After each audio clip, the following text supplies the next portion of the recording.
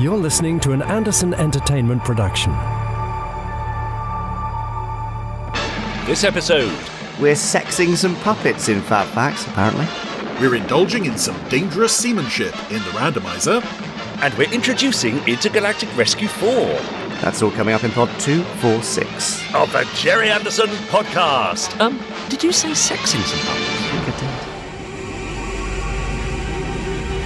5, 4, 3, 2, 1. Let's get started.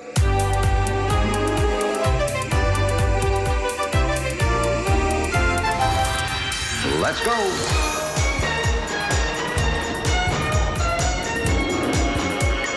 Spectrum is green. The Gerry Anderson Podcast with Jamie Anderson and Richard James.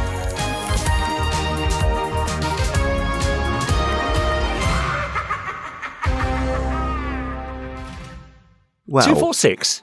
8, 10, 12. Yes. I like that. I think we're skipping over the other thing. What thing?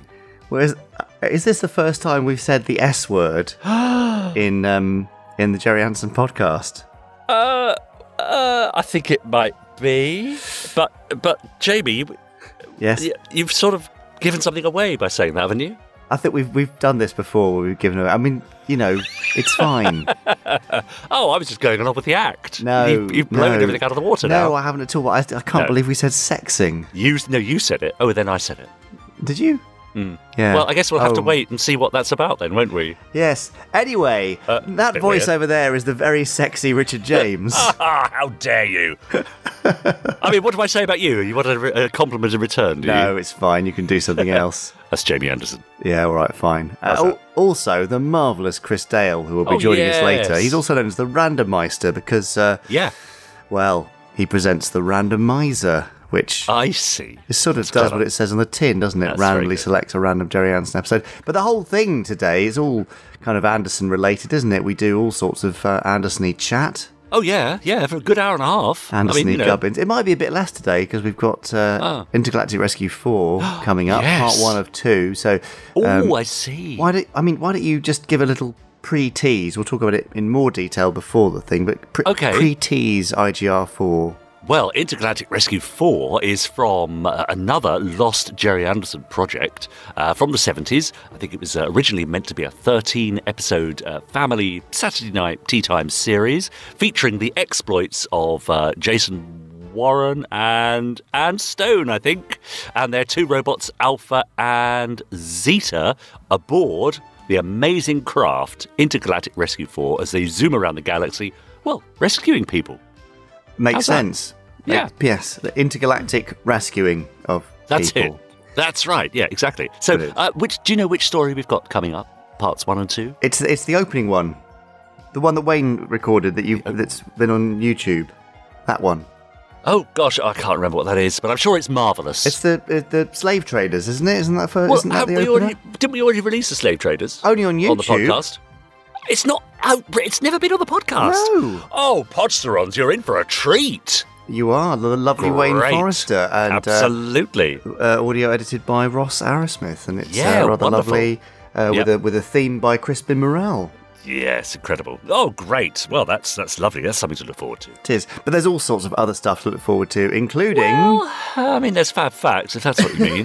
yes, but better yeah, than Fab okay. Facts we've got. We've got the Gerry Anderson News. Absolutely, but better than the Gerry Anderson News we've got. Oh, we've got Chris Dale's Amazing Randomiser. But better than all of that, we've got... Well, I know. We've got the Podstrons. They've been emailing us at Gerry Anderson. No, podcast at gerryanderson.com. They've been posting on our Facebook group. That's facebook.com/groups/Podstrons. And they've even been hashtagging us over on Twitter. Hashtag Gerry Anderson Podcast and tagging me, Richard and James, him over there, I'm Jamie Anderson, and him waiting rather patiently over there at Chris Dalek. Now, I have to say, sometimes the emails are a little bit thin on the ground, and sometimes we have a bumper crop, and that's fine. That's absolutely fine, because, these things come and go. Have a guess what Yes. we've got today.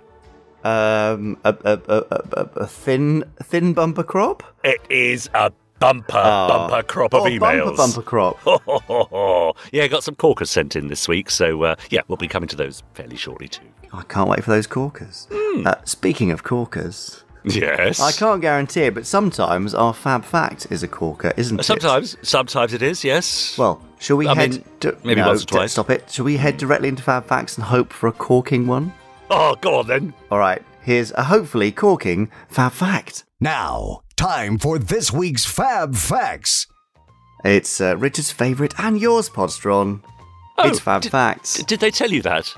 The Podstrons have written to tell me that actually when they meet you in person, you're always going on about how much you love fab facts. So they've said that? Yeah, they've dropped you right in it, mate. Anyway, fab facts is where I've got a book of fab facts, which is here. Well, that's a nice noise, wasn't it? I'll do that again. And Richard's going to shout fab during the period in which I flick through the pages. That'll randomly land us upon one page in particular, and on that we hope there is a fab fact. And this time we hope it's a corker. Yeah, well, that's what I'm expecting. You've raised the bar a bit now. Okay, well, I'm ready if you're ready. Born ready. Let me just crack a knuckle, maybe. Oh, yep, there we are. Okay, here we go. Fab.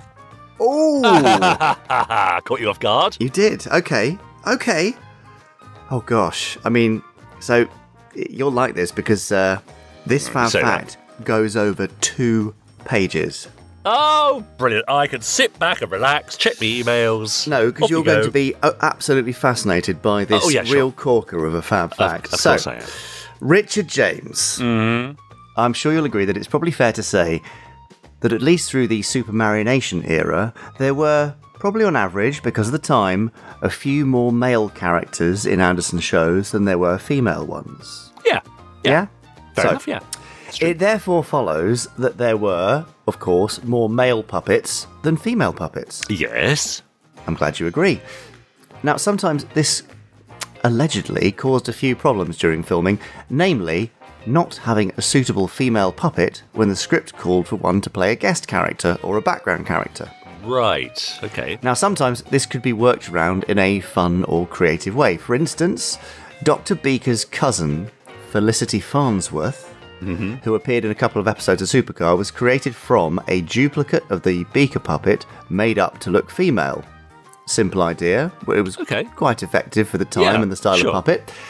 However, Thunderbirds showed us that male puppets didn't always make convincing female ones. There's a scene in The Duchess Assignment where we see 2 older women in an art gallery, one of whom is played by Lil the Cook from Vault of Death, and the second, well, rather than create a new female puppet as this guest character, they decided to take a rather craggy-looking male puppet seen in a couple of previous episodes and put a long wig on him. Great. After all, it was only for one shot. Nobody was going to still be looking at these things 60 years later and thinking he stood out like a sore thumb, and certainly nobody was going to be overanalyzing it in a fab fact and a podcast about Gerry Anderson shows. That was never going to happen. No. So, moving on. Even in the Captain Scarlet era, though, we find female guest puppets were still a rarity. At this point, we should probably explain that one likely reason for this is that the heads of the male characters were sculpted with the necks attached as that one piece. Oh, yeah.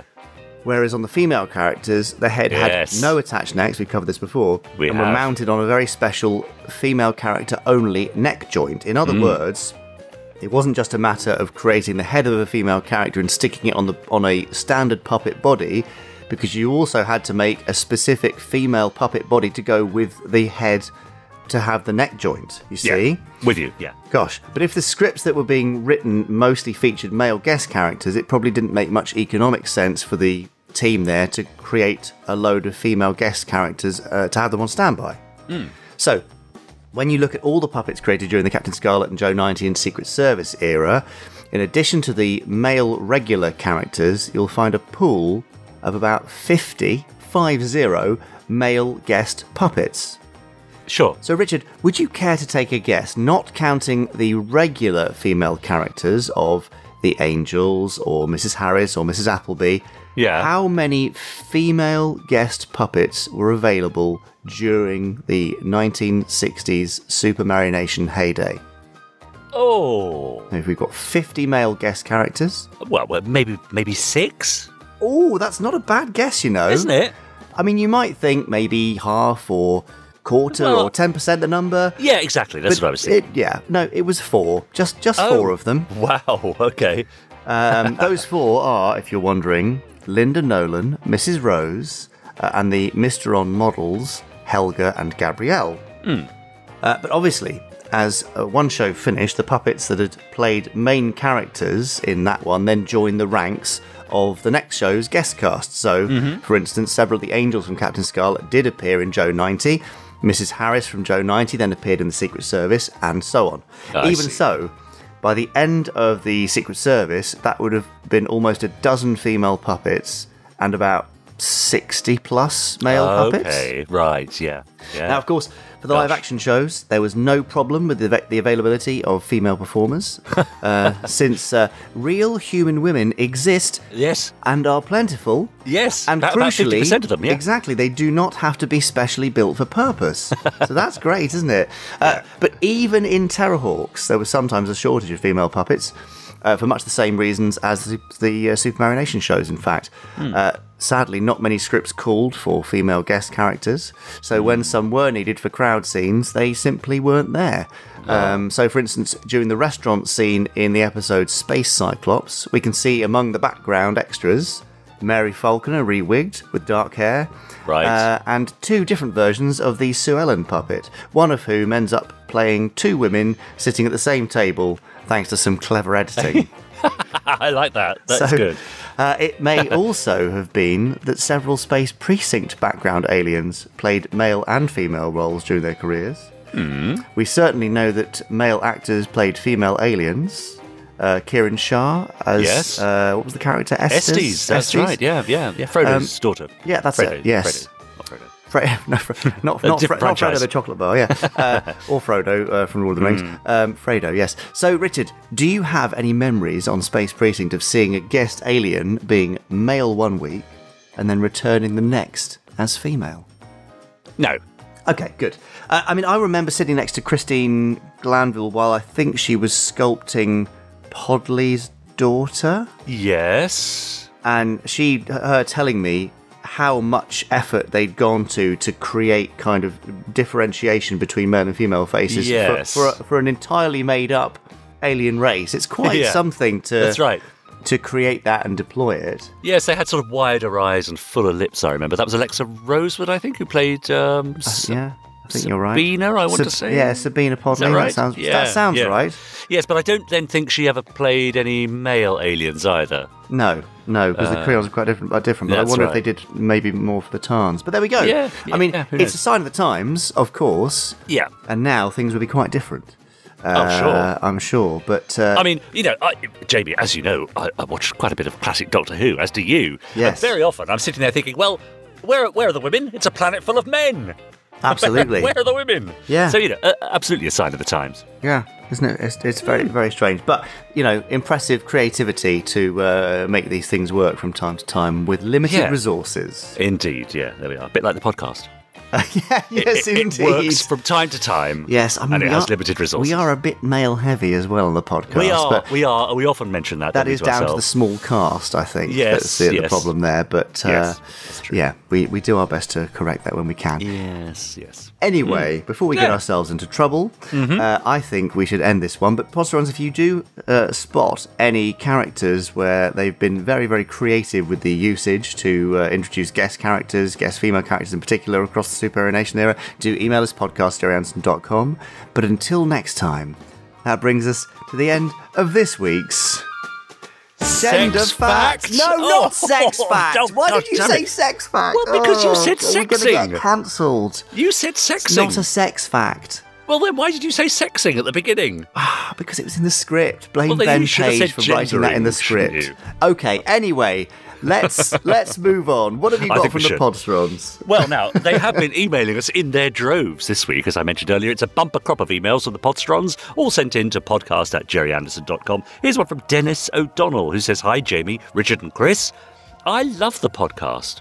Well, there's no accounting for taste, I suppose. He says, "And I've been listening for a few months now. I was wondering if there's ever likely to be any 4K Blu-rays of Anderson shows. I don't think the format would work so well on the Super Marination shows.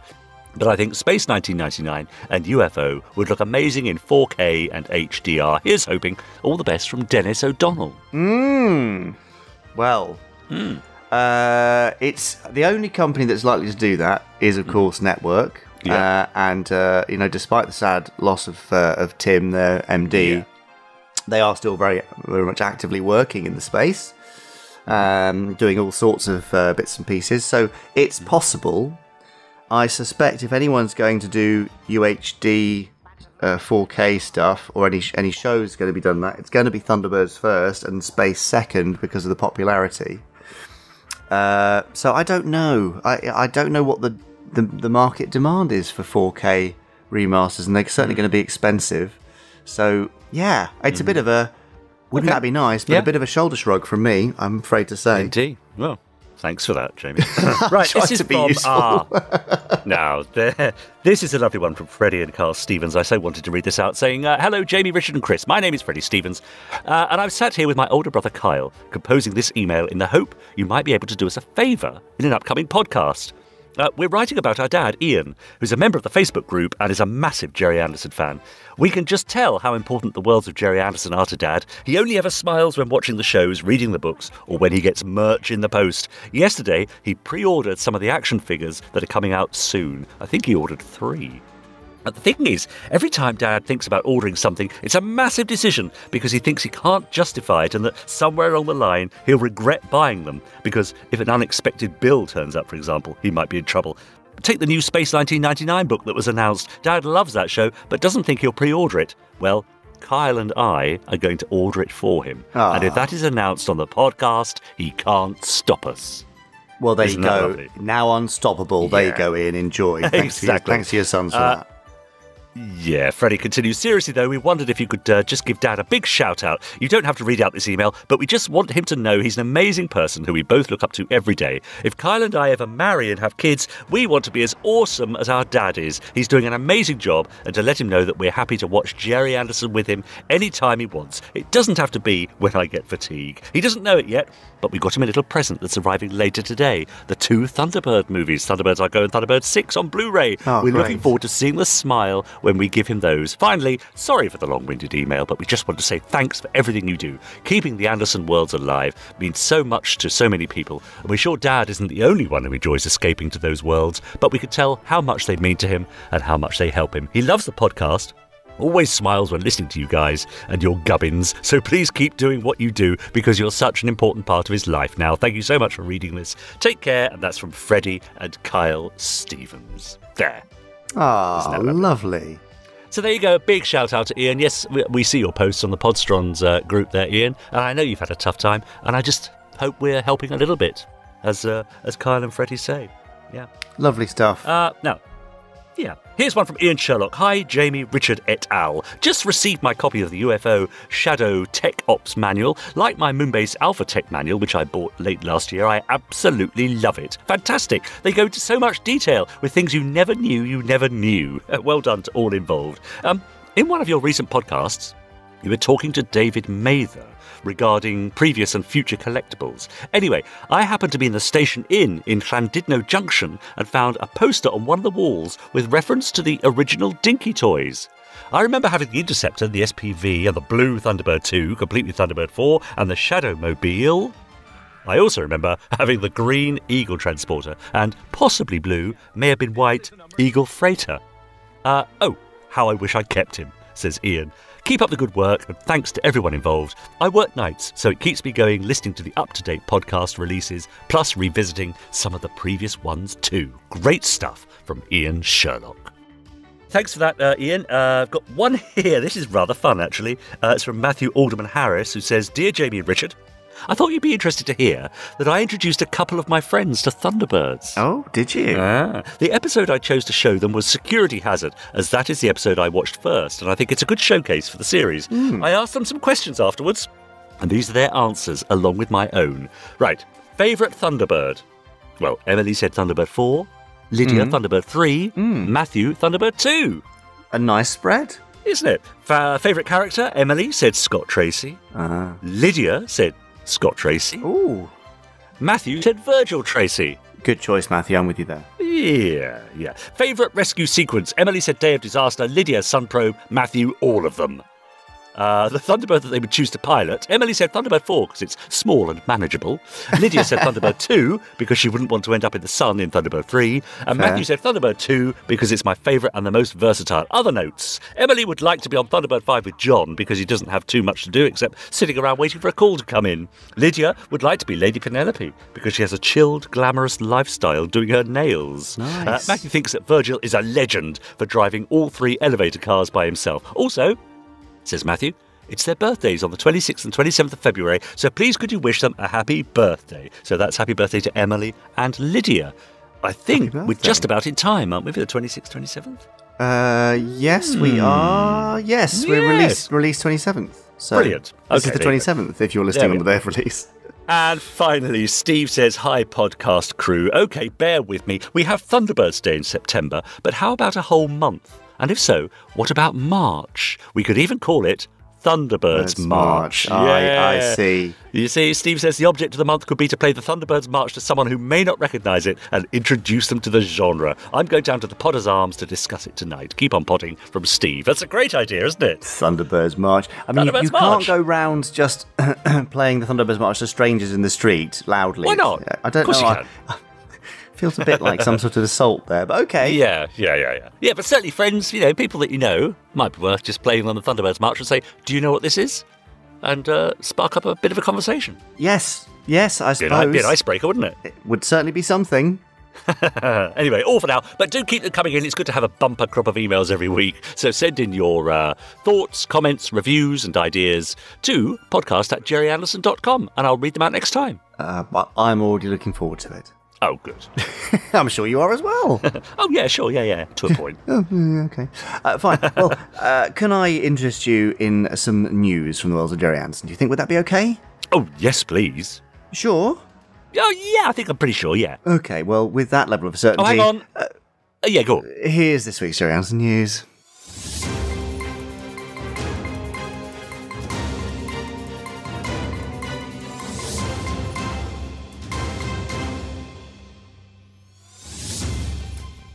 It's the Gerry Anderson news.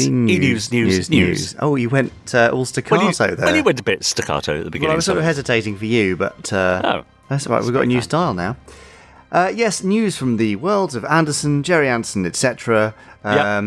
You may have noticed that Space 1999 to Everything That Was is now available to pre-order at a special pre-order price of $35.99. But what is Space 1999 to Everything That Was, I hear you ask? Yeah, what is Space 1999 to Everything That Was? Well, I can tell you that it's a 300-page graphic novel taking selected strips from the USA-based Charlton Comics, or Carlton Comics, depending on how you pronounce it, as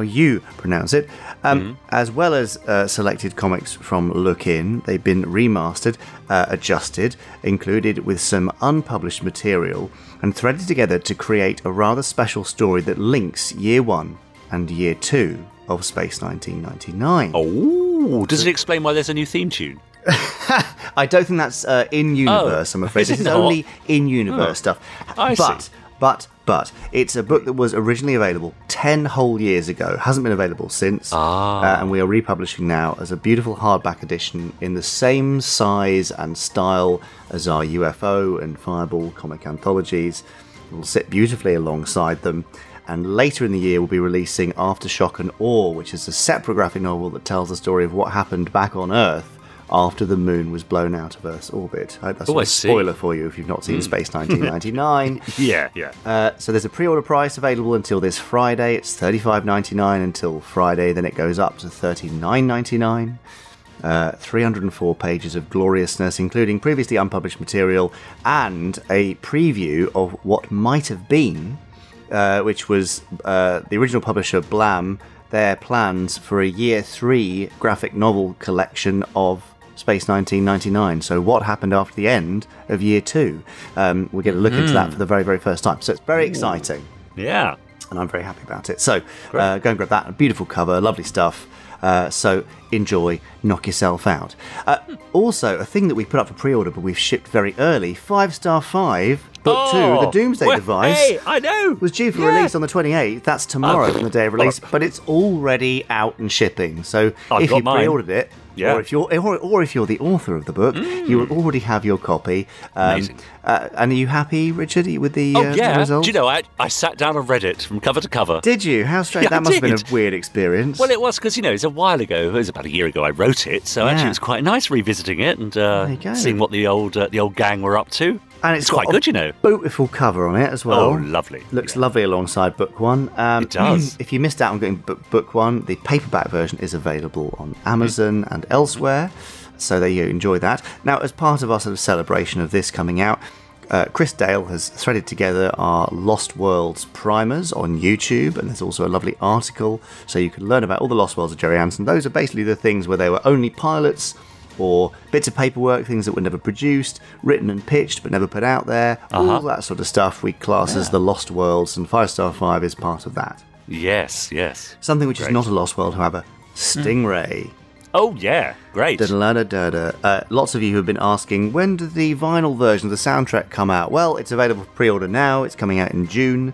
You can pre-order a copy from the Gerry Anderson store, shop.gerryanderson.com. Just search for Stingray and you'll find it right there. I think it's lovely grey vinyl with a blue label.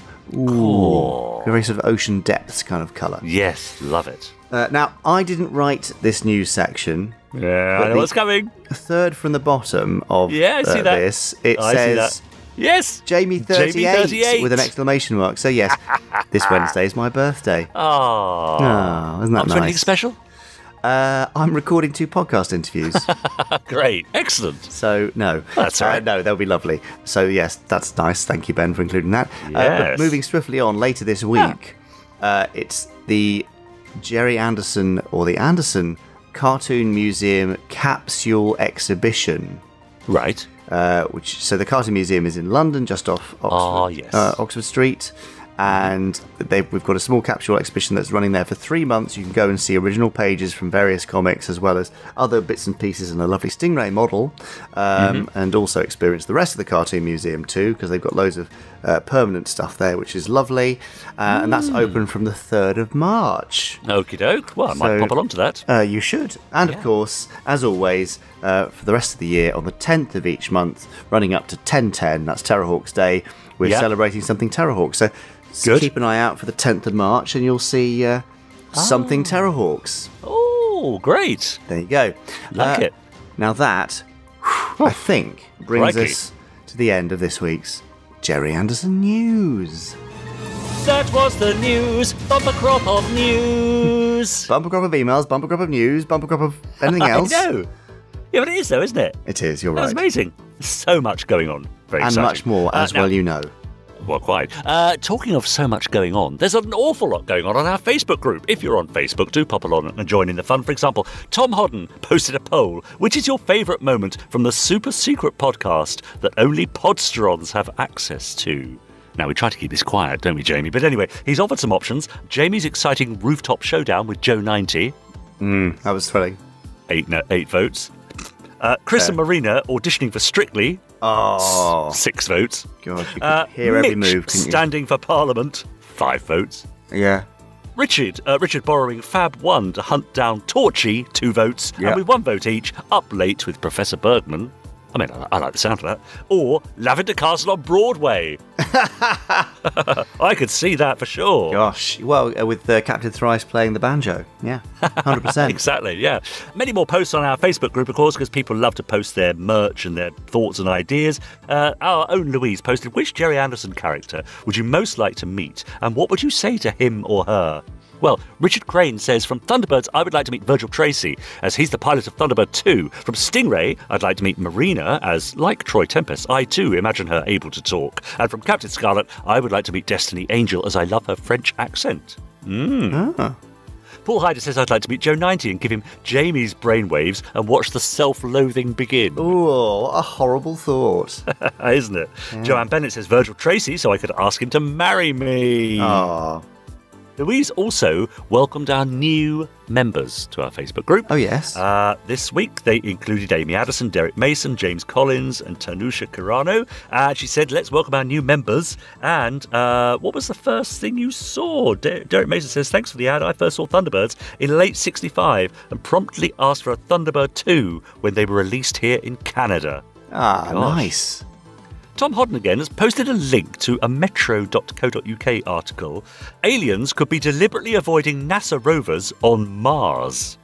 Could they indeed? You see, there's always a link. Extraterrestrial life on Mars could be dodging scientists trying to track them down, as instruments may not be sensitive enough to find them, it has been revealed. It's rather tenuous, isn't it? It is, but of course, bit. Tom says, he suggests that maybe rock snakes are out there. Could well be, and they collapse down to their piles when the rover's looking, and then do their stuff. But then why wouldn't they, send their weird fireballs out their mouths and blow up the rover? I don't know. I haven't really thought it through, Jamie. Well, I am doing that right now. I can tell that you're doing exactly that. Joanna Hollis says, catching up with Guy Martin, Great British Power Trip, which I think is on Channel 4 at the moment here in the UK. And look what makes an appearance. It's only Thunderbird 3. If only they could convert seawater into fuel, like on Thunderbirds. Yeah. And, she included a picture of the Thunderbird 3 that we featured somewhere previously on a podcast. It's at some airfield somewhere. Oh, the airport, I want to say Humberside, but that's not an airport, is it? See, I want to say Sheffield, but I don't know. I'm trying to find now because I've forgotten. Yeah. In the meantime, Peter Dowling posted from Diecast Collector, issue 306, April 23. Prices paid at auction for Gerry Anderson original pieces, and included a picture. Yes, I'm sorry to disturb you, but I was right. No, I was right. It's Humberside Airport. Sorry, do carry on. Well done. Just well had to gloat there for a second. Of course, yes, gloat away. Peter Dowling included a picture here of TV favourites a success at C&T. Yet more vintage TV favourites were up for bidding at C&T, that's C&T Auctions, in January, with a trio of Gerry Anderson dinky toy creations achieving superb prices. So, have a guess at these. Number 100, Lady Penelope's Fab 1, pictured below. What would you pay for that, do you think? Oh, £484. Oh, wow, that's pretty good. 520 it went for. Lot number 101 is Thunderbirds 2 and 4. In original packaging? Yes. £620. Oh, you're good. 780. I mean, that's more than I thought. Okay. Good price, though. And finally, lot number 104 was Spectrum Pursuit vehicle. What do you think that again, an original box. £510.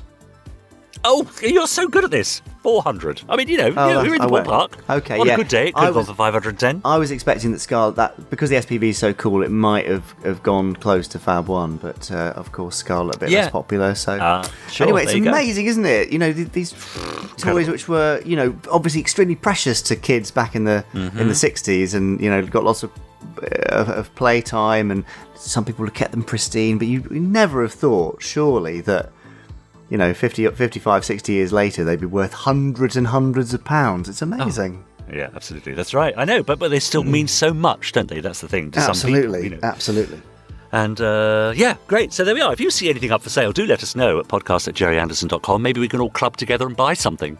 Yeah, but then we've got the timeshare issue. Who has it when? Birthdays, Christmases, weekends. I think we're asking for trouble here. Yeah, there we are. That's all for now, but do join in the fun at our Facebook group. There's a couple of questions, and we'll let you in, and you can post whatever you like, within reason. Within reason. I was going to say, don't give them carte blanche, for goodness sake. No, we'd never do that. Whew, okay, good. Richard James, I believe that when you're not recording podcasts or appearing on stage or screen, I do that delivering courses, I do that too. recording audio dramas for Big Finish or other independent authors. Why am I still so poor? Being an incredible husband and father. In amongst all of those things, sometimes you sit down, have a coffee. I do. And also write some Anderson-related material. I do, and I love it. Yeah, well, we love it too. So not only in the news that we've been talking about 5-Star 5, the Doomsday device, which you wrote, but now, as our special feature this week, we've got part 1 of 2 of something which you also have wrote-ed. Right. So could you tell us about this? Why did you write it? What is it? What did you have to work from, and what can people expect from part 1? Ah, right. Well, I wrote it because you asked me to. Okay, yes, that's good. Correct. It's that simple. No, I think actually we did mention both Intergalactic Rescue 4 and Star Cruiser in the same breath in a previous podcast, I think in a Fab Facts. And you very kindly sent me the treatments as they were. A full script for Star Cruiser, in fact. And said, could we do anything with these? Is there life for either of these? And I read Star Cruiser and thought, not really. But then I read Intergalactic Rescue 4, and it really did leap off the page. So what I was presented with, actually, was, I think there were 10 treatments, some of them quite half-baked, some of them quite detailed, for episodes of a new series, Intergalactic Rescue 4, featuring Jason Warren and Stone. And they're 2 robots zooming about the galaxy in a sort of a Swiss Army knife of a spacecraft, Intergalactic Rescue 4, which is able to transform into a seagoing craft, or it's got a drill bit on the front, of course, so it can drill through hardened concrete. It's got special, I think, pulse engines, which send it from one end of the galaxy to another in a split second, so it can zoom around effecting rescues. And I adapted 10 of those stories into a novel, Stellar Patrol. The first story I chose was The Slave Trader, part 1 of which I think we're going to hear shortly. We are. Narrated by the fantastic Wayne Forrester. Amazing. So this is all very exciting. I love the fact that we can dig stuff literally in not that many months, really, in the scheme of things. Something has been pulled from my filing cabinet and is now brought to life. On people's shelves. In this lovely way. It's on people's shelves. It's going to be in your ears, and that is very cool. So what a lovely process, and thanks for doing it. Thanks for throwing your all and doing it. That's all right. Here, without further nonsense from me or from him, here's Intergalactic Rescue 4, Slave Trader Part 1.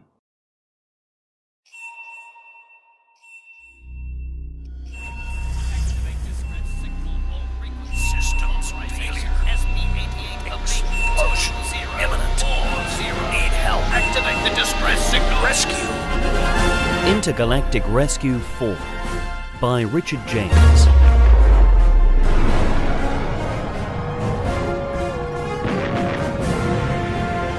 We've got a ship in distress. We are Anne Warren and Jason Stone aboard the League of Planets ship Intergalactic Rescue 4. How can we help you? What is your emergency? Alpha, Zete, stand by. Affirmative. These 2 young people are its crew. And what a marvelous ship it is, too.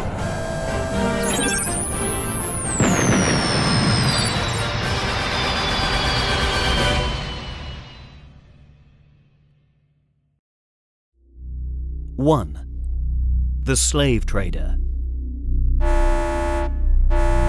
The alarm interrupted the small crew of Intergalactic Rescue 4 at their breakfast. Just as Jason and Anne settled down to protein flakes and coffee, it sounded loud and clear against the background hum of the ship's idling pulse drive. There is a distress call, Master Stone, explained Alpha. You don't say. Jason winked as he swung his legs from beneath the table. Anne munched on the last of her cereal as she rose from her seat. He means, she began kindly, let's see it on the flight deck, please, Alpha. The small box-like robot blinked and whirred in response as he relayed the information to the main screen. Although Intergalactic Rescue 4 was an enormous ship, the flight deck was just a short sprint away from the crew's quarters. Most of the craft's bulk was given over to its vast engines, armaments, and equipment stores. Being a multi-purpose rescue vehicle meant there was little room given over to the luxuries of life. "Give me the details, Zete," Jason barked as he ran onto the compact flight deck. Grabbing at the bulkhead, he swung himself into one of the 2 pilot seats with practiced ease. Zeta pointed at the screen with an extendable arm. The diminutive robot was almost identical in every way to the small droid Jason had just left in the canteen, except where Alpha had been the first model off the production line, Zeta had been the last. Quicker, stronger, and more efficient in every way, Zeta fancied himself as the superior specimen. Alpha, much older and therefore much wiser, knew different. He was proud of his advanced years, even choosing to walk with a limp to differentiate himself from his younger counterpart. What's up, Zeta? Anne lowered herself into the second pilot's chair and focused on the screen before her. A stricken vessel of unknown origin is transmitting a distress signal on all frequencies. A pulsating dot of light appeared on the screen as reams of text scrolled beneath it, detailing its speed and trajectory. Behind it loomed a large planet, a giant swathed with swirling clouds. Origin? Asked Jason. Unknown. Configuration? Unknown. Jason frowned. That's quite an erratic course, Anne whistled. Engine blowout? They certainly appear to have lost propulsion, Zeta agreed. Jason took a breath, suddenly decisive. Then let's get to it, Zete. Lay in the coordinates. Just a minute, Anne interrupted. Look at that. She pointed at a text box beneath the flashing dot. Their altitude has fallen fast. Just how big is that planet, Zeta? The box robot whirred and clicked as it calculated a response. It has a radius of 85,000 kilometers. Jason puffed out his cheeks. Jupiter size, he exclaimed. That ship is being pulled right into it. Anne nodded patiently. And so would we have been if we'd gone charging in. Jason flashed her his most winning smile. Point taken, he said. Zete, recalculate and punch in our best approach route. Carefully, interjected Anne, a note of caution in her voice. I've already had to skip breakfast. I don't want the day getting any worse. The stricken craft tumbled helplessly as it fell, held in the grip of the huge planet's gravitational pull. I can't get alongside it, Anne yelled desperately from her controls. Its course is too erratic. So pull out, Jason called from his chair. IGR-4 had traversed the distance to the distressed ship in an instant, its pulse drive punching a hole in the very fabric of space. Now, as Anne's fingers flew across the flight controls, it moved to a safe distance from the doomed ship. Let's suit up. Jason spun his chair from the flight console. Are you crazy? Anne's eyes were wide. Why don't we just tow it out? Jason stopped in his tracks and looked at the small robot at his feet. Zete, what are the odds of success if we put a tractor beam on that craft? Zeta whirred and clicked again. Owing to the enormous gravitational pull of the planet, the tractor beam would be of negligible use. It might hold the ship for a while, but any attempt to tow it out would meet with a 0.004 chance of success. Anne interrupted. It'll just pull us in right after it. So how long would we have? We could hold the ship stationary for 29 minutes and 33 seconds, replied Zeta coolly, his servos whirring. Okay, Jason shrugged. That'll be long enough. Anne swiveled to her co-pilot. Really? Are you seriously suggesting just walking right in? Of course not, replied Jason with a grin. I'll knock first. And what'll you do then? All indications are that there's a problem with the engine, Jason explained gently. If I can fix that, they'll be on their way in no time. Anne nodded. To give him his due, Jason was eminently qualified to fix anything. She remembered how he had excelled in the spacecraft maintenance module at the Academy. It was decided that Jason should take Zeta with him and leave Alpha behind with Anne in charge of IGR-4. The older robot was put out at first, until Anne pointed out that calculating the parameters of the tractor beam was by far the more responsible position. With the ship held firmly in IGR-4's tractor beam, Jason extended the docking arm to the craft's airlock. The beam had at least stopped the ship pitching and rolling. It looked almost sedate, thought Jason as he looked through a viewing hatch beside the docking arm, although he knew it was only a temporary state. A wrist chronometer told him he had just 23 minutes left before IGR-4 would relinquish its protective hold and the docking arm would be sheared away. In the short distance traversed in a couple of minutes, Zeta extended a mechanical digit to connect with a service node by the airlock doors. A few turns and the doors slid aside to allow admittance. Jason felt the unknown ship's artificial gravity grab a hold of him, his boots making contact with the metal grating on the floor with an audible clang. So, where's the welcoming committee? Came Anne's voice over Jason's helmet comms. She was monitoring the situation on a screen back on IGR-4, the image being fed directly from Zeta's visual circuits. Perhaps they've been told never to answer the door to strangers, sneered Jason, as his robot companion got to work on the inner door. The hatch behind him had slid shut, and wall-mounted lights blinked on to illuminate the scene. It's nothing special, he reported back as the inner door rolled back into the wall with a soft click. Looks purely functional. Jason walked stealthily into the corridor beyond, mindful of the ticking chronometer on his wrist. Titanium hull, announced Zeta to no one in particular. Evidence of cannibalization of parts. Jason looked around him as he walked. The robot was right. The walls were lined with mismatched panels and exposed machinery. It seemed to have been cobbled together from countless different ships. No wonder Zeta had struggled to identify it.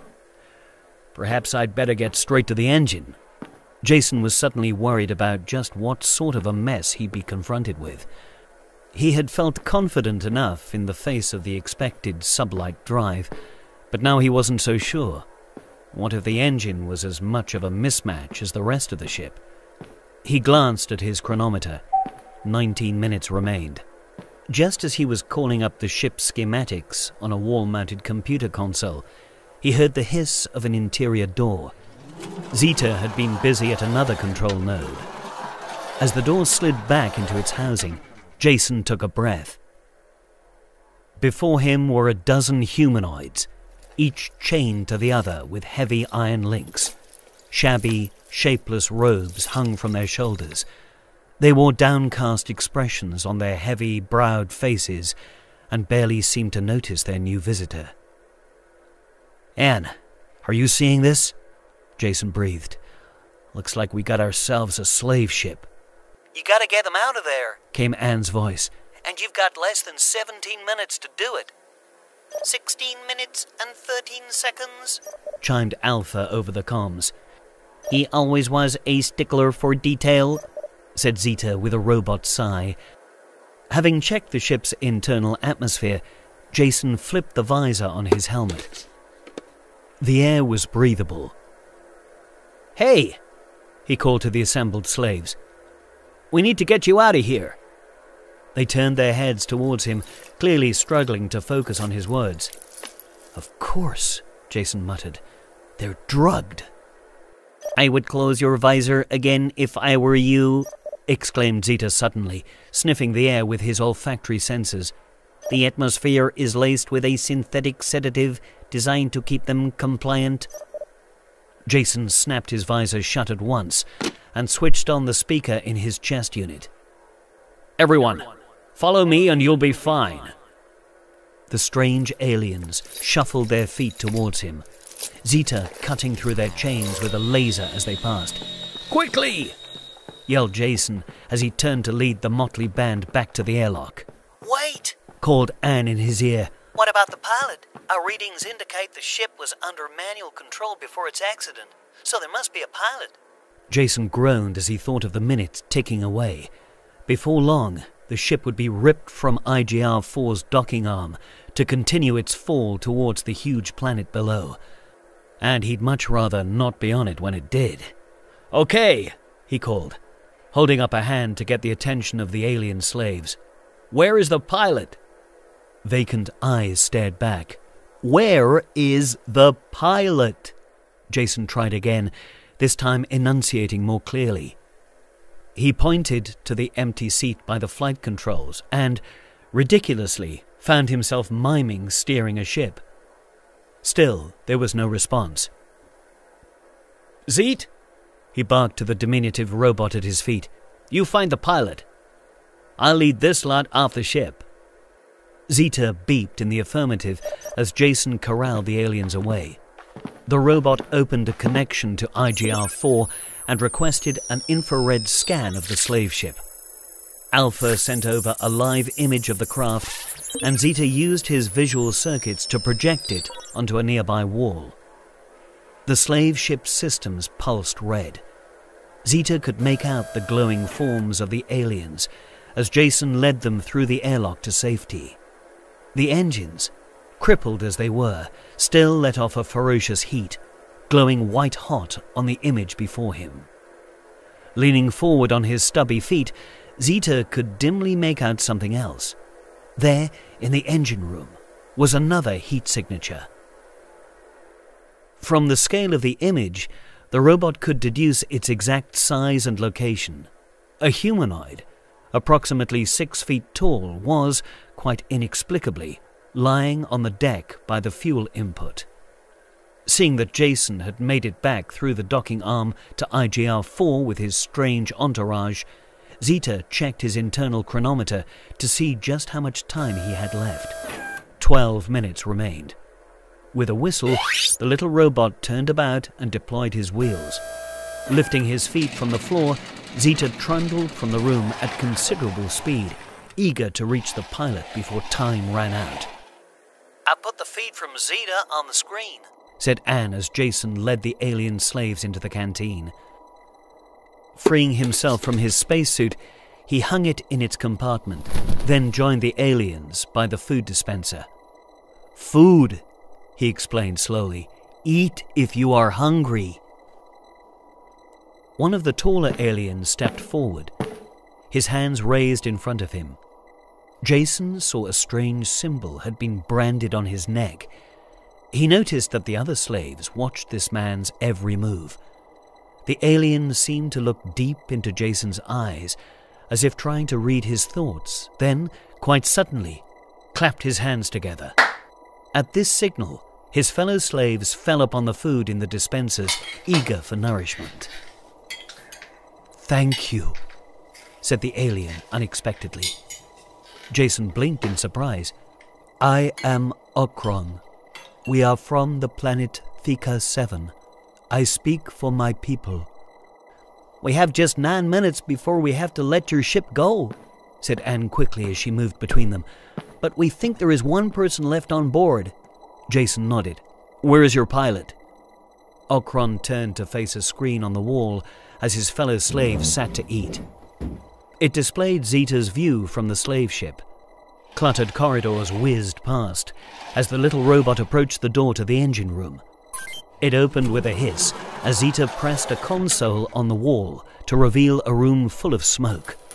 Loose cables sparked from the floor. Zeta pressed forward through the heat to find a man lying prone on the floor, his leg trapped beneath a mesh of twisted metal pipes. "There," said Okron, pointing at the screen, "and may his death be slow and painful." His fellow captives murmured in agreement, and noticed several of them make a strange sign across their chest. "Zeta," she called into the comms, "you gotta get him out of there, and quick." "His leg is trapped beneath the pipes," came Zeta's response. The image zoomed in on the twisted cables. The pilot's moan filled the canteen.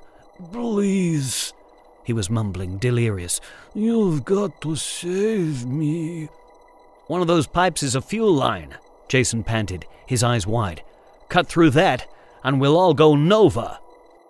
Anne saw Zeta light up his laser attachment in anticipation of making a cut. "But which one?" She punched a button on the comms console to speak with the pilot. "This is Anne Warren from Intergalactic Rescue 4 of the League of Planets. We will attempt to free you, but we need your help." She leaned in closer to the mic. "Which of those pipes is the fuel line?" The pilot grunted as he lifted his head to look down. "I can't tell you," he hissed. His jaw clenched with pain. "I'm a pilot, not a goddamn engineer." With that, he sunk back into a murmuring delirium. "Jason?" Anne turned to her co-pilot, beads of sweat pricking at her forehead. "What's your best guess?" Jason shook his head. I can't tell. The engine's cobbled together from so many different components. I thought you were the expert, Anne pleaded. If Zeta doesn't cut him out of there in the next 6 minutes, the tractor beam will fail and he'll die as the ship hits the planet. That would be too good for him, said Okron quietly. He does not deserve such a quick death. Anne wheeled round. Who is that man? She demanded, pointing to the screen. Okron took a breath and looked at his entourage for encouragement. They nodded sadly. Okron turned back to his rescuers with a sigh. His name is Antar Kosen. He is a slave trader. He gestured around him. We are his merchandise. What a clever bloke. How do you like them apples? Wayne Forrester, and you. Yeah, obviously. And you, of course. Yeah. No, he is great. He really brings the story to life. I mean, the characters just sing, don't they? It's wonderful to hear it. He's a clever one, that one. And it really does let you imagine what it might have been, as an audio production. I think so, yeah. It's very visual, so we can imagine what it would have looked like on the screen. It's incredible. Very, very much so. Yes, Thunderbirds meets Lost in Space is the comp I tend to give, and I think it's definitely there. Yes, and in the second part, which we'll be hearing next week, obviously that particular story will conclude, but there are a few hints and clues towards the end of next week's episode, pointing to an ongoing arc through all 10 stories, which is resolved in the very final story called The Recluse. Oh, we love a resolve and a recluse. We do. Perfect. Yeah. I have to say, that was my idea, the arc. That's not in the original treatment. I do explain in the book why I did it, but it's just to get you turning from page to page, from story to story, until the very end. It's rather marvellous, and you can actually physically turn those pages in the paperback version, which is available from the Gerry Anderson store or from Amazon. Aha! Great. There you go. Enjoy. And it's got a lovely cover. Rescue 4, brilliant. Very purple cover, hasn't it? It is very purple. Yeah, it's very, very nice. Anyway, there we go. Yes. Richard James. Yes. Anything else you'd like to share with us from the world of the Podstrons, who are always touching base with us and saying things and doing things and stuff? Well, yes. Let's head on over to Twitter, shall we? Because people have been hashtagging us, as ever. Hashtag Gerry Anderson Podcast, and tagging me, Richard N. James, and him over there, I'm Jamie Anderson, and him over there, yes, in a minute, Chris. That's at Chris Dalek. Now, Lost in Transition has shown every week how easy it is to let the world know that you're listening to the Gerry Anderson Podcast, because over on Twitter, he tweets every Monday, and this week he tweeted, since it's Monday, it must be listening to the Gerry Anderson Podcast Day, with Jamie Anderson, Chris Dalek, Chris Dale and Richard N. James, pouring Gerry Anderson nuggets of joy into my ears. I may have mixed up a few metaphors there, but hopefully you've got the idea. Yeah, I'm not sure you can pour nuggets into ears unless you blend them first, a bit of water, a bit of oil or something to help them on the way in. Yeah. Now, did you see this, Jamie? Dane posted a picture and commented, my AI art of an older Joe 90 working on space debris. Yes, did you see that? I did see it. It's lovely. It's very nice. Very unexpected. Yeah, exactly. No, I like that very much. Spy Hard Podcast tweeted, excitement is go, adventure is go, danger is go. International Rescue take to the skies for their big screen adventure today on Film 4 here in the UK at 5:20 with 1966's Thunderbirds I Go. What are your thoughts on this, and do you think we should cover it? Well, Becca responded immediately, you should, it's a brilliant film. It would be cool to see a podcast crossover with yourselves and maybe Jamie Anderson or the Gerry Anderson Podcast. Well, never say never. Never say never. No, we like a bit of crossover. Yes, Thunderbirds I Go. I mean, the films are very often on Film 4 here in the UK. Yeah. Always worth a look out for that. Kevin Magnet has tweeted from the US saying Gerry Anderson is one of those guys who you would never expect to be like the top 50 most influential people. But Samantha Barb replied, well, for some reason, he never just landed at all in the US, even compared to other British stuff that developed cult followings over here. I bet his influence seems way less surprising if you grew up in the UK. Yeah, I think that's fair, isn't it? It's a very varied thing, isn't it? Depending on what shows were popular, how many were popular, all that sort of stuff. That's right, yeah. Will Overton speaks for many of the Podstrons when he tweeted, hardly a day goes by when I don't spend a little time trying to think of a really good 80s-esque toy or cartoon series or Gerry Anderson show. Yeah. We can all relate to that. Time well spent. Yeah, exactly. And finally, here's a good one. Shane, well, he noticed a question on The Chase yesterday. Which Gerry Anderson series featured Captain Black? To which the contestant replied, "Oh, I know it. It was the one with Captain Scarlet in it. Was it Stingray?" No, seriously? There you go. That's the chase. They're very popular. I think it's worldwide now. That quiz show. They very often have Gerry Anderson related questions, and there's a bit of a fail that Shane noticed. Yeah, just a bit. Yeah, but do keep your tweets coming. We love to read them, and if they're fun, I'll read them out next time. Excellent. Well, that's exciting, and Isn't I it? look forward to you reading them. Yeah, good. Good. Now, Chris Dale is waiting eagerly in the wings. Yes. Or on the wings of Thunderbird 2, perhaps. Oh, I don't know. he is.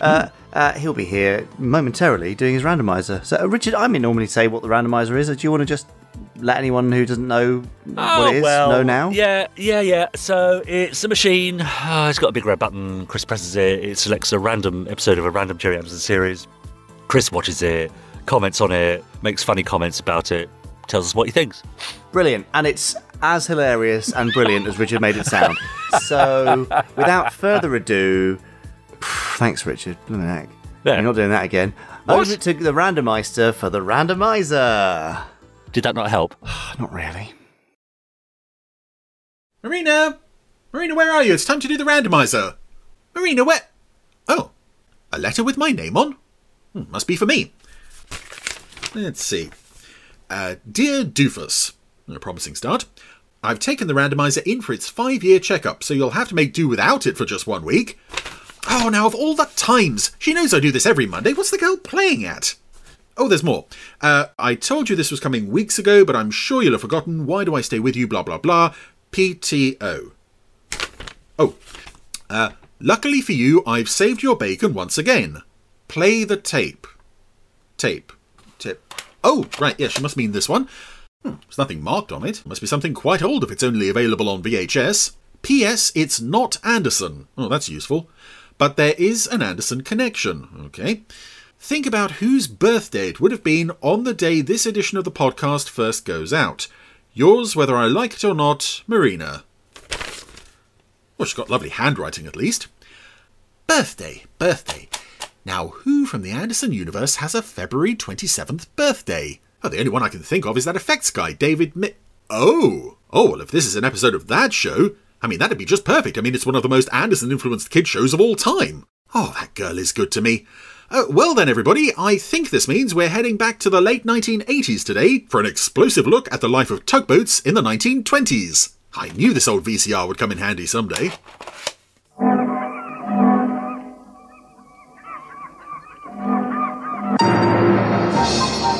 The tugboat, for its size, is the most powerful craft afloat. And the star tugs are the power behind the docks and waterways that make up the big city port.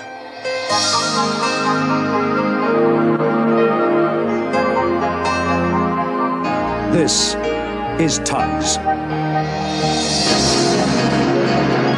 Well now, I am sure the majority of listeners out there are going to be very confused right now. What on earth is this? And is it Anderson? No, but there will be a slim, I think, minority of people listening to this who A, will recognise what this is, and B, be quite excited. This is, as the opening title said, this is Tugs. That was the voice of Patrick Allen, guest actor in UFO, The Protectors and Space 1999. But more importantly, why are we looking at an episode of a non-Anderson series? Well, to run a fleet of tugs, you have to be prepared to take on any job.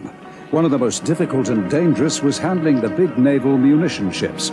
if you've been listening to the Randomiser on the Gerry Anderson podcast for a long time, almost as long as I've been doing it in fact, you may remember in the very early days I reviewed an episode of something called Paul Star, indeed the only episode of Paul Star, a sci-fi puppet thing produced by Roberta Lee and with the voice of Ed Bishop. And I reviewed it then thinking it was interesting that you have someone who has worked with Anderson trying to do their own Anderson equivalent and failing. You're under Navy jurisdiction. Obey orders and wait till they've made my inspection. I wanted to do this today because I feel this is more the flip side of that.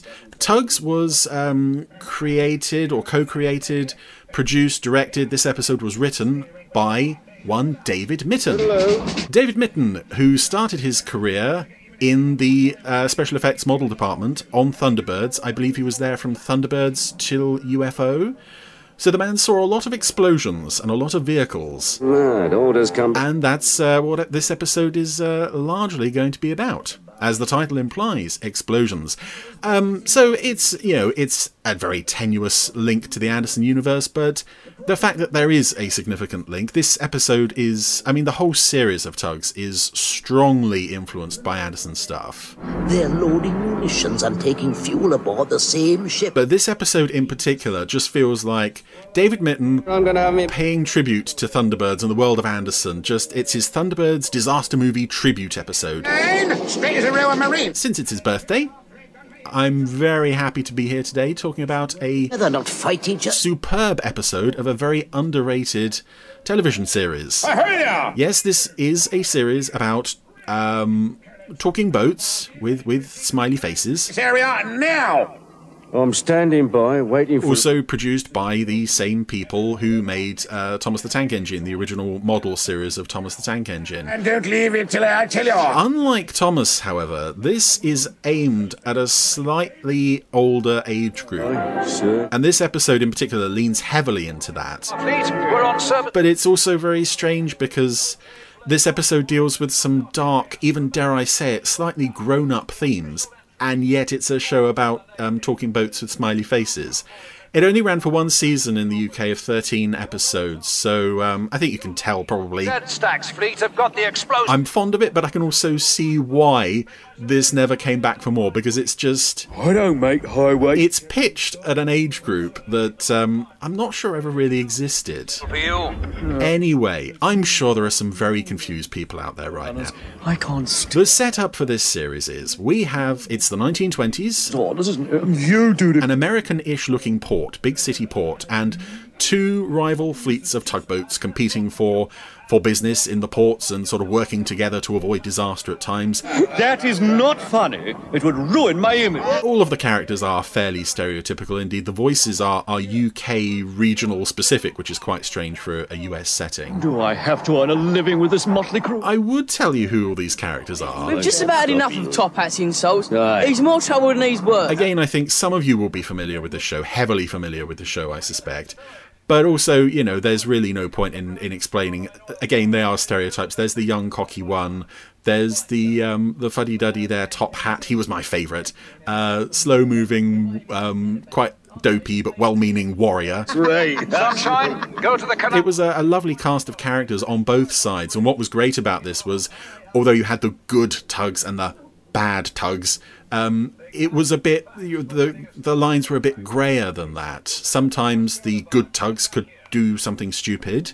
Sometimes the bad tugs could be good or even have good advice. And this episode is very much the two teams working together. But worth a great deal of money. You may have also twigged, if I've left enough of the story going on in the background, because I've got a lot to talk about here. Now listen, you two, towing this lot. The two tug teams are dealing with naval munitions. There's a munitions delivery being made to a naval tramper.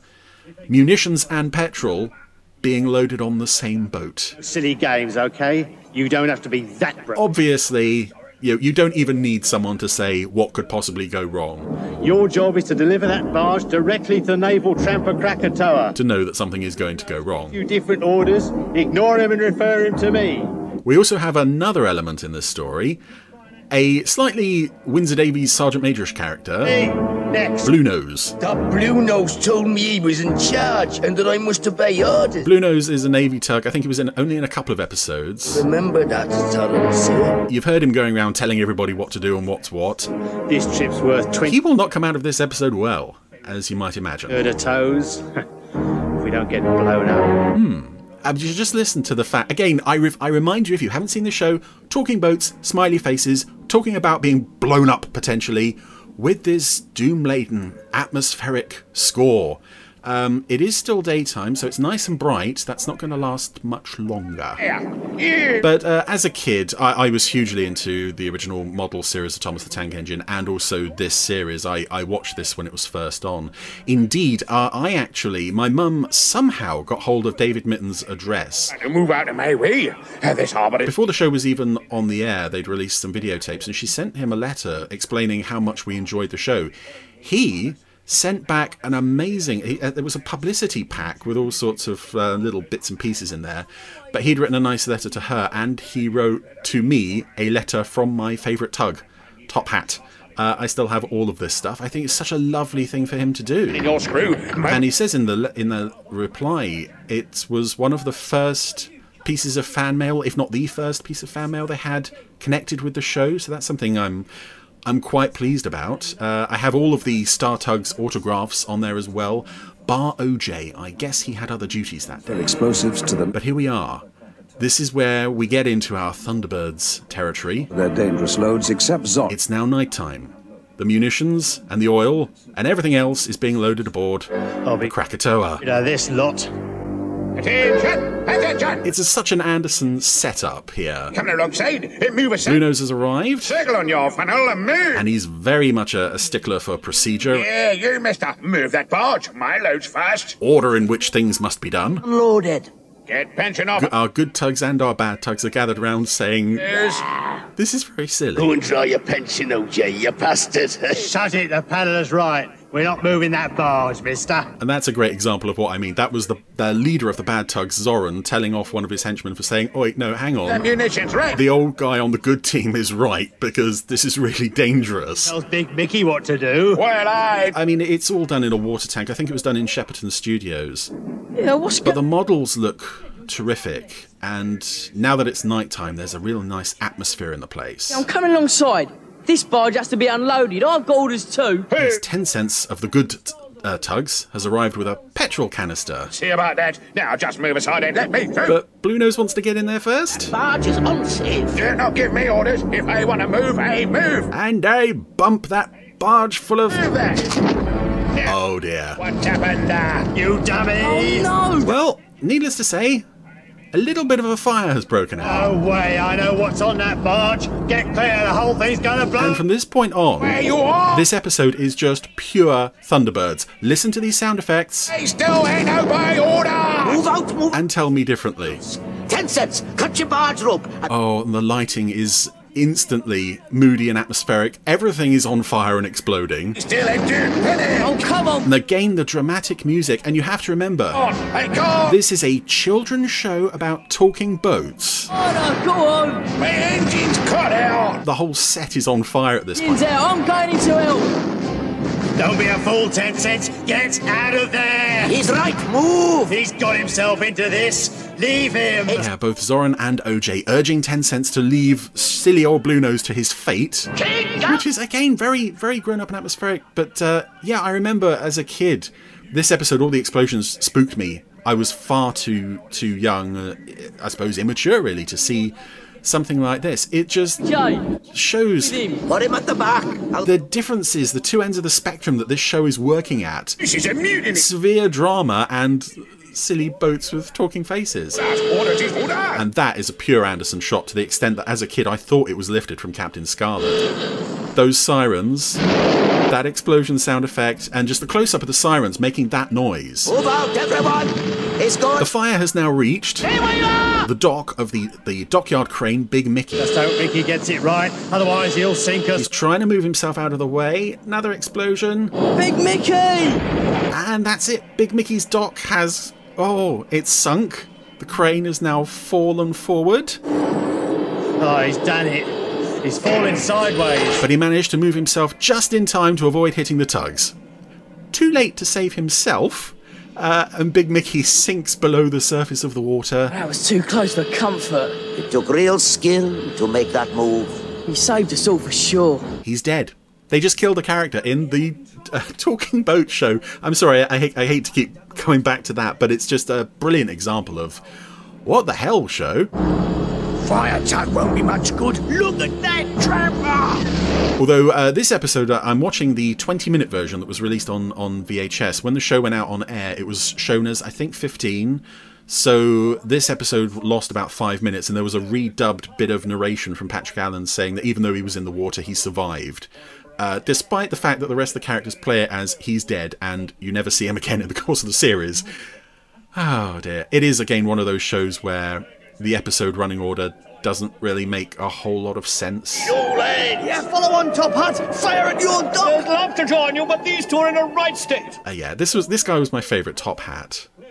Very uppity, pompous, and he is wearing a top hat and a monocle. The only fire you're going to see, I can tell you this for a fact, is the one I will set under your tracks if you don't get a move on. Yeah. I'm on the point of quoting this episode verbatim, but just listen to those explosions.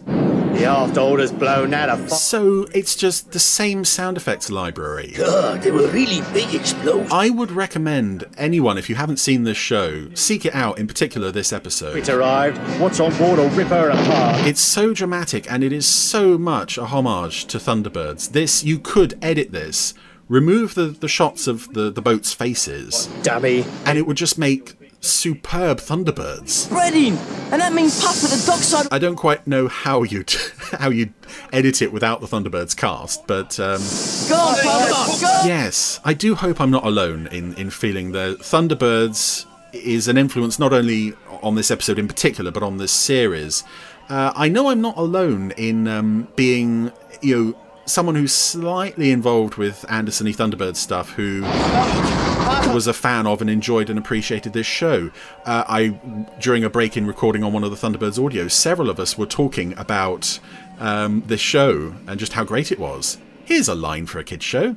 That's all we needed. The Petros caught fire. And that tank's fully loaded. I must try and get it out to sea. Yeah, go on. We haven't had a life or death situation in 30 seconds now. Throw yourself in there. What's that? And here's Warrior. That? Yes, with the garbage barge Lord Stinker. Aye, Red Sky Night, Sailor's Delight. Poor old Lord Stinker has a clothes peg over his nose because it's that smelly. North, not west. Fire! Warrior is very loyal, very dumb, but he'll always come to the rescue. And crucially, he has a teeny tiny fire hose on his hat. Don't know, but rather him than me. Yeah, all the tugs have hats in this show. No drivers to speak of. No humans are ever seen, I don't think, either. I'm you turned up. Give 10 cents a hand, he's burning up. Get that thing out of here, quick! What do you think I was doing? I'm not here to keep warm, you know. But the story beats in this episode are very much how it would be done if it was a live-action show. Behind me, Blue Nose. For instance. Oh, him who gives all the orders. Well, he won't be giving any more now. He's in shock. Yeah, Blue Nose is in shock. Is suffering severe PTSD, clearly. He's just sitting in the corner trembling. And he will be trembling for the remainder of the episode. We've got to try and stop the fire from spreading! Yeah, try and fail. I'm taking this out to sea, Sunshine. So many beautiful explosions. Back there. Hey, what you've got there looks far more dangerous than me. That's a bomb, man. Just leave it, will ya? I'd love to know the thought process in this, beyond just, let's do a Thunderbirds tribute episode. If any thought was given to the fact that this really is not a story for this kind of show, but let's do it anyway. I would have to also assume that there were other people working on the show who came from the same stable as David Mitton, who had also served on the Anderson effects team at some point. Fast. His lights may be on, but there's no one there. At least he's in there. Probably would have been a nice sense of camaraderie putting this together. Just remember the Thunderbirds days? Yeah, let's do it again. Can't seem to stop it. There we go. Another building gone. The tugs are having a very hard time of putting the fire out. Plain water on it, Sunshine. Stop the spread. Stop the spread. And now it's reached a fuel dump that Warrior is protecting. It's going to blow. One canister has gone up. There were 6 to start with. 1's gone. 2 gone. Well. 3 gone. 4 gone. And I love that bit. 5 gone. And can he save the last one? No, because the whole thing was just an excuse to have a series of explosions. But yeah, that's a brilliant example of effects going wrong. The model of Warrior there was hit by a huge piece of shrapnel right on the side of his head. and they add a bit of dialogue to cover it. Can't see this barge doing much good, mister, but you're in charge. Go on, Zoran. Show him who's a real hero. Zoran is now helping, bringing in the fire barge. They're going to try and put out the tramper because I think everything on the dockside has exploded by this point. Oh no, it's starting to smoke. Meanwhile, 10 Cents with his petrol is on fire. Gotta get out of here. Oh, only makes it like a quarter of a foot away from the thing before it explodes. It's 10 cents! The oil barge! I must have... The models in this show, which still survive, luckily to this day, most of them, in one form or another, the models are very close to the explosions in this, and yet they seem to have survived unharmed. Over any moment now, there's nothing more we can do. Oh, that's it. We've done all we can. Stand clear, she's going! Oh my god, it's so tense! It's like something out of, I don't know. I mean, we're sort of beyond Thunderbirds at this point. We're into something like the Towering Inferno. Just the fact that we just have to give in and let it burn. This poor tramper with the dramatic music. No one can do anything. And Blue Nose is still having his psychotic episode in the corner. And there she goes, Krakatoa, with one final eruption from her funnel, is sunk. Just look at the state of the dockside. Yeah, beautiful. Could have happened. If Sunshine and Warrior hadn't contained the fire, it could have easily spread to the city. Well done, all of you. We could have had a city of fire. It's that bloomin' Anderson's fault. If he hadn't done such a good job in the 60s, this dockyard wouldn't have blown up. Well. Get a drift of that, will you, lads? Top hat, all dressed up and nowhere to go. The fire is, for the most part, out. And it's now the next morning. Where is 10 Cents? Should have been back by now. We must all salute a very brave Tug who saved us from... Oh no. Oh, and talk about a beautifully shot I know that whistle. Hero's Return. 10 cents! Again with superb music. The music on this show was just brilliant. What happened? Well, just everything on this show was brilliant, and if you haven't seen it, I hugely recommend seeking it out. All of the episodes are available on YouTube.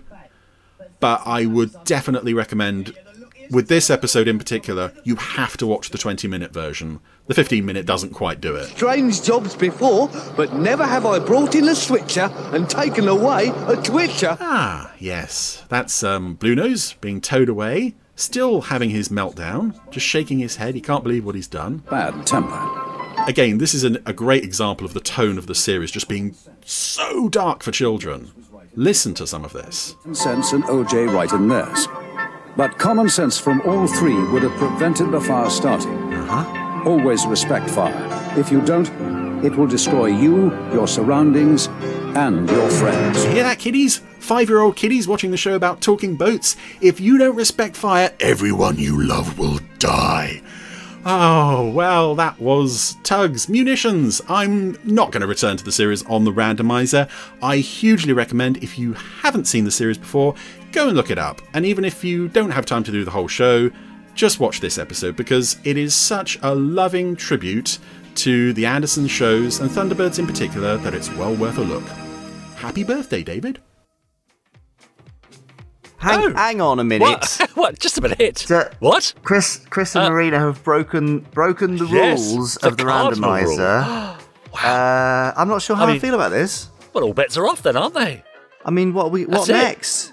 Gosh, a random episode of, well, I was going to say keeping up appearances.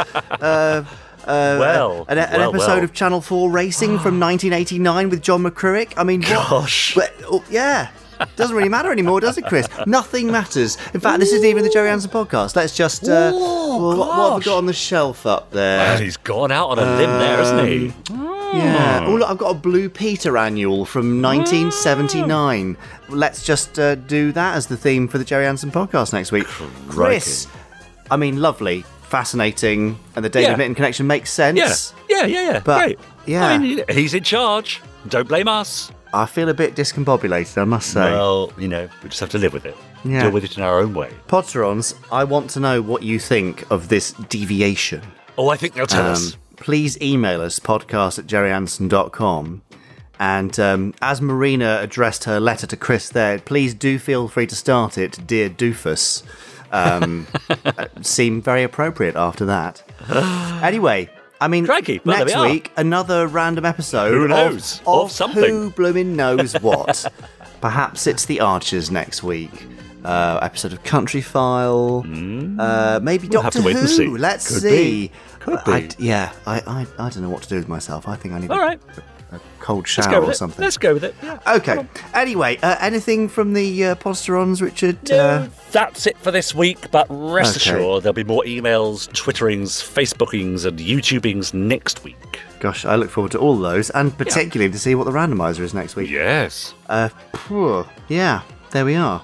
Podsterons, please, lots of you have left us ratings and reviews since my plea a few weeks ago, and we're super, super grateful. We're still very low percent-wise of people who subscribe or follow the podcast and have left reviews, so if you'd like to send those numbers up, then please do those things at your earliest convenience. And please don't reduce your rating because we had tugs on the Oh no, the don't do podcast. that. In fact, for many people, I know that actually that will increase interest.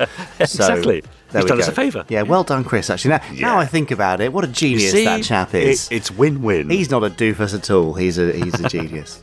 Maybe. Anyway, Podsterons will be back in your ears next week for Pod 247, when I will be a year older. Yes, but Richard imagine will that. still look just as young as ever. So Oh, you are sweet. I try. Right, goodbye. Have a great week. What? Will we be sexing puppets next week, or is that just 1 week only? Do you know what? I think we're done with sexing and tugs for 1 week, so let's move on. Right. That's the end of Let's do that. 246. See you in 247. Goodbye.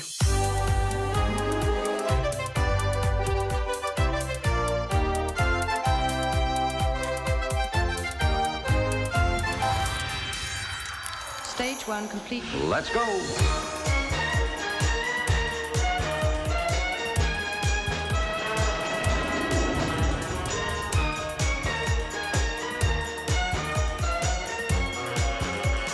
Spectrum is green.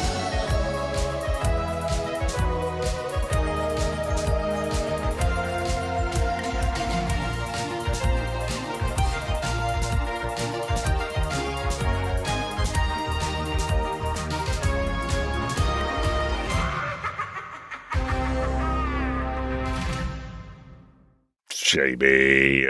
What? You're completely discombobulated, aren't you? You've gone I'm all really over the shop. Yeah, I just don't know how to feel because Oh, okay. Listen, change is good. Accept it. Relish it. Is Use it? it. Learn from it. Okay. In fact, I have heard that he's not even going to be using the randomizer next week. It's going to be the Predictulator. Where he's going to review and rate an entirely predictable episode of a Gerry Anderson series. Okay, well, that's great. I'm very much up for that. I think after that randomizer being so random, you need a bit of predictability. I really do. Well, I'll tell you what then. How's about we gather again, same time, next week, and do about another hour and a half's worth of a Gerry Anderson podcast? How predictable is that? Oh, that makes me feel a lot better. Okay, there good. you go. Yes. Yeah? All Good, right. done. Thank you so much. See you then. See you same time next week? Yes. Good. Okay. Bye. Predictable as ever, Doctor. You have been listening to the Gerry Anderson Podcast. Wasn't it fun? You have been listening to an Anderson Entertainment production.